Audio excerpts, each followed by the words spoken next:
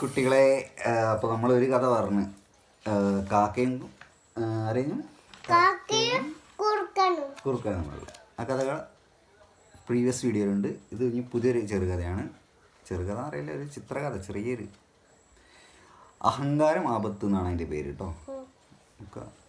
കഥ ഒന്ന് നിങ്ങളും കേട്ടോളി. ഞാൻ ആദ്യം പറഞ്ഞു കൊടുക്കാം. ആദ്യം ഭയങ്കര ഇഷ്ടമാണ് കഥ, അതുകൊണ്ട് ഓക്കെ. ഒരു കൃഷിയിടത്തിൽ പിടക്കോഴികളോടൊപ്പം 2 പൂവൻ കോഴികളും താമസിച്ചിരുന്നു.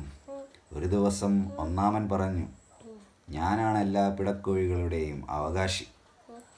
എന്താണ് സംഭവം? ഒരു കൃഷിയിടത്തിൽ പിടക്കോഴിൻ്റെ അപ്പുറം ഒരു 2 പൂവൻ കോഴി ഉണ്ടായിരുന്നു. അപ്പോൾ ഒരു ദിവസം ഒന്നാമൻ പറഞ്ഞു, ഞാനാണ് പിടക്കോഴിയുടെ അവകാശി. പിടക്കോഴിൻ്റെ എല്ലാത്തിൻ്റെ അവകാശി ഞാനാണ്. 2 പൂവൻ കോഴി പറഞ്ഞു. അതിലൊരുത്തനാണ് പറഞ്ഞത്, ഞാനാണ് ഇവിടുത്തെ രാജാവ് എന്നുള്ള രീതിയിലാണ് പറഞ്ഞത്.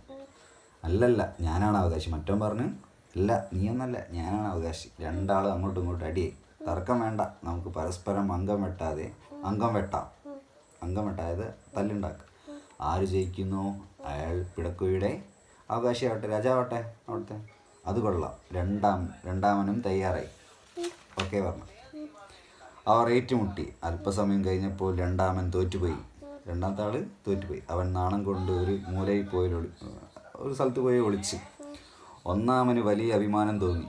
അവൻ ചിറകടിച്ച് ഉച്ചത്തിൽ കൂവി. എന്നിട്ട് വിളിച്ചു പറഞ്ഞു, എല്ലാവരും കണ്ടല്ലോ, എത്ര ധീരമാണ് ഞാൻ അവനോട് ജയിച്ചത്. ഞാനാണ് ഏറ്റവും ശക്തമായ പൂവൻകോഴി. എല്ലാ പിടക്കോഴികളുടെയും അവകാശം എനിക്കാണ്.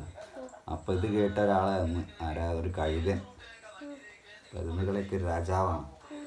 അത് പറന്നു വീണ് പൂവനെയും തൂക്കിയെടുത്ത് കൊണ്ടുപോയി. അപ്പോൾ രണ്ടാമത്തെ പുറത്ത് വന്ന് ഉറക്കെ പ്രഖ്യാപിച്ചു, രാജാവാണെന്ന് പറഞ്ഞാൽ തൂക്കിയെടുത്ത് കൊണ്ടുപോയി. കണ്ടോ? അപ്പോൾ തോറ്റ എടുത്തല്ലേ ഇനിയോ?